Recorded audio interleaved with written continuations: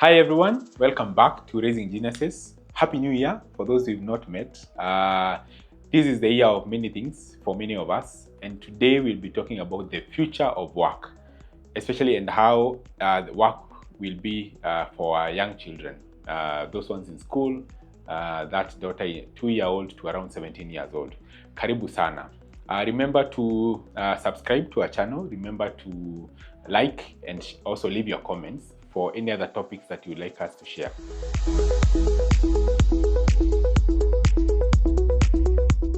In this day and age of technology, work is different. Let's start by discussing how myself, I went to work and the first thing I was given is a laptop to work with. My boss did not even ask if I had a prior training on laptops, on how to use a digital device like a laptop, but I was just given the laptop and then told to work on a certain application. Currently, I don't think there is any office that is doing productive work and making good revenue that does not have a computer or a device that they use to access, whether it's for systems or whether it's for accessing any applications that they may be using at work. So I'll say that currently all the offices are digital. Number two, most people that I know, even my friends, most of them are working from home. They're working for international companies, maybe for Google, for Facebook and other companies, and they're being paid in dollars. They just wake up and open their laptop and start working. So in the 90s, how was work? I remember my parents used to come home. My dad used to come home with a big file. My mom was learning how to type, and she used to just brag of how she had good typing skills. Now, coming forward, when as the years went by, the internet was born. At around 2000 is the first time I heard about Google. And from then on, things have changed. So how has work evolved from the time of Google to the time of social media, and now we have AI? So let's discuss about how technology and devices and the internet have come to affect work. Nowadays, I see so many people, even my friends, who work for corporate companies, the Googles of the world, and they work from home. They just open the laptop, access an ERP system, and start working, and they get paid in dollars. Most offices currently, maybe 99% of stable businesses and offices have internet use and also have devices for their day-to-day work. So devices are here to stay. Technology has come and disrupted work. Let's talk about how many jobs were created when the internet came. Before Google, there were no websites, but currently Amazon, even in Kenya, Jumia, and so many websites run over the internet. And these so many commercial transactions happen there. Money changes hands because of the internet. So did the internet come to disrupt jobs, or did it come to create more opportunities? I'll say more opportunities arose because the internet came. Now, moving forward, let's talk about social media. Before social media, there was no influencers, there were no bloggers, there were no people who used to bring concepts, edutainment, and a lot of things that came through the internet. But now, because of the social media, more jobs have been created. Actually, every company has a marketing department that hires a social media manager or a social media marketer or a media buyer. So the internet came with a lot of opportunities, so did social media. Now, moving forward, we now have AI. We do not know how this AI will disrupt and affect jobs. So stay tuned as we discuss more on how AI will transform the future of work. Currently, Africa has, by 2050, will have a median age of about 19 years. So it means that the youngest population of the world will come from Africa. In the West, especially in the European countries, the median age by 2050 will be 45. So what does that mean? The biggest consumer of technology and user of technology is the African child. This is the child you have. This is the child you have now in your house. So it means that everything that your child will be doing will somehow be affected by technology, whether it's AI, whether it's devices, whether it's coding and all that we're going to talk about in this topic.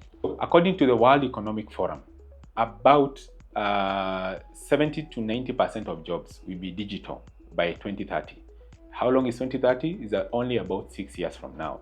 So it means that we will be working over the internet. We'll be sending documents, doing payments, and doing all those things over the internet. The same World Forum, Economic Forum says that by 2030, the jobs that will be disrupted by technology will be about 70 million jobs will be disrupted by technology. And again, because of AI, over 230 million jobs will be created because of introduction of AI. So there is an ecosystem balance here. Every time technology comes to disrupt, some jobs are created and some are made obsolete. This means that the job you're currently doing, be guaranteed that your child maybe will not be doing the same job. Every job that you have right now will be so different. Whether you're a doctor, things will be very different. Whether you're a nurse, whether you are a taxi driver, whatever job you're doing now will be disrupted by technology. And it means there will be a balance effect. Jobs are going to be disrupted, so loss of jobs, but also creation of more opportunities. So it's upon us to make sure that we are preparing these young children that we have currently for the future of work. We'll talk about what, as Africa, we export. In Africa, especially in Kenya, we export coffee, we export tea, we export avocado, they call it hash, and other produce that comes from the farm. Look at the West. What do they export? They are the first world countries. They are the guys who have a lot of a big economy and earn a lot. So we can say the first thing they export is social media. That Facebook app on your phone is an export of a company in the US. Google, it's an export for them, because whenever your phone storage says you're full, you need to pay only 200 shillings to subscribe. That money, once you pay, goes back to the US. And they have millions, if not billions, of downloads. TikTok, they say in Kenya, we are one of the greatest users of TikTok in Africa. So probably you have a TikTok app in your phone. If you think about it critically, that's an export of a foreign country that you have on your phone. So they are not exporting avocados, and I'm not saying it's bad to export. How can we make sure that these young learners that we have, these children that we have, learn the art so that we can still export our avocados and coffee, and we create an opportunity for them to create and export applications. So we said the median age of the children will be 19. So the TikToks of the future will be used by us. Why can't we empower our young learners to create their own TikToks, to create their own social media accounts, and the revenues will be here. So what is this that is affecting the future of work? What is this technology? Number one, there's something called code or coding. Many of us don't understand this complex word called coding. But coding is simply writing a language that a computer understands. Code is what the internet or the computer will be able to understand when the user or the writer of this code writes it there. For example, I can give an example. You are creating a website. The language you use to command the computer or the website app that the logo should be on the left. That's what you write as a code to make sure the logo goes to the left. There are so many things that you use with code, and code is what runs the internet.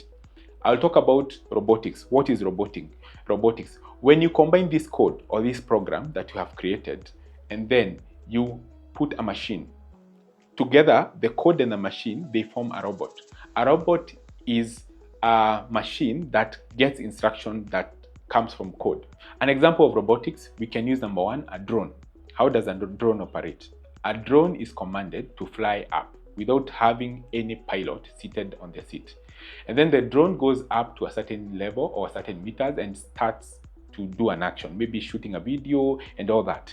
There is no any human interference, but it's because of the combination of the machine, which is the drone, the physical drone that can be able to fly up, and the program that makes it happen. The other example is, for example, we say our cars have computers. So anytime your car breaks down, instead of the mechanic coming to open the gearbox and every part, they can come in and plug the USB to the computer, read the challenge or check where the error is coming from, and rewrite or reflash. That's how you combine a program and the computer to make the robot. What is artificial intelligence? Artificial intelligence is the ability of a machine to think and learn and even operate better than a human being. So examples of artificial intelligence, let's start with the first one that probably you know, ChatGPT. That's a language model that produces text and now video and a lot of images. So you command ChatGPT, I need to learn how to speak English. Give me the steps I should follow. Within a second, you have all that instruction. Somebody sat down, trained this model on how to respond to certain questions. So AI comes in also when you use something like Google Assistant. When you say, give me the best site to go when I want to order food. So you just record with your voice and the AI is able to recommend that. We can talk about Zuri. Zuri is the AI assistant for Safaricom. This Zuri has replaced so many customer service agents because with Zuri, you just go, type M-Pesa services, and then once you click reverse, immediately the reversal is done without interference of any human being. Also, you can see when you call customer service nowadays, even for Safaricom and other channels, and you want to reverse your M-Pesa, you don't get connected to a human voice. What happens, the AI model assists you to reverse your transaction. So these are examples of AI, and this will come and disrupt work. The work you're doing currently and the work that your learners will be doing. So how do we now act, or how, as parents or as trainers, how are you supposed to react or be able to be prepared for the future of work, or the future of work? Number one, we should know that the technology is going to disrupt any field that a child is going to take. Let's give an example of doctors. How do they do a scan and get the results? When somebody has a fracture or somebody needs to do a CT scan, they usually go and take the image and then put it on the light. After they put it on the light, you can be able to say this is a fracture because the doctor has years of experience to check what is a fracture, this is a cancerous wound or something. You get that with AI currently, and it's already working even in Kenya, they're introducing that. You can be able, just by doing the scan, immediately the AI will tell you this is cancer and this is stage 4, or this is a fracture, or this is what is happening to the human body. So if we are still teaching our learners how to be doctors using the old methodologies, technology will come and somehow disrupt how they are working. Accounting. Nowadays, there is a new course that many people are doing called data science. This has been introduced because of technology. Initially, there was nothing like data science. And with data science, people are able to analyze data by using code and AI in a fraction of a second. Regardless of how big your company is or how many transactions they have, within a fraction of a second, you can be able to know and analyze the data and even produce results of any analysis you need as an accountant or a data analyst within a fraction of a second. We can talk about engineering. Most factories currently, even in Kenya, and especially across the globe, starting with Amazon, the delivery process is run by robots. They don't need any human interference for that to work. If you can talk about Japan, Toyota says they have more than automated their assembly lines because the machines or the robots are able to work 24 hours. They don't get tired, they don't ask for extra pay, and this thing has come and affected thousands of engineers who are employed by Toyota. So does this mean that there are no jobs for engineers? No. They still need the engineers to create those robots and to make sure that the repeatable processes are there. So the opportunities will be there for engineering, a lot of opportunities, but for those who embrace technology. So how are parents supposed to respond? So many parents have so many concerns. There's a time we went to a school and introduced devices to learners. And after sharing the tablets with the learners, one could not touch the tablet. So I was concerned. Why is this child doesn't even want to touch the tablet, and the rest are playing and they are happy and excited? And this is what the boy told me. Mom told me never to touch her phone. I remember every time I touch her phone, I get a thorough beating. So I do not want to touch this device because I'm scared I may also get the same punishment. So parents, are you that kind of parent who is scared of technology that you do not want even your child to touch the device? Remember, they will need this to survive in their future workplace. This is a tool that can be useful for them to transform their lives when you embrace and use it correctly. The other thing I can tell parents is this: you should not be fearful of engaging your learners, even in the house. For example, teach your learners how to do Zoom call. So I do this with my daughter most of the time. I go open my laptop and I tell my daughter, go with your tablet to your bedroom, connect on Zoom, let me see you request how to join, and I'll accept and we'll have a conversation.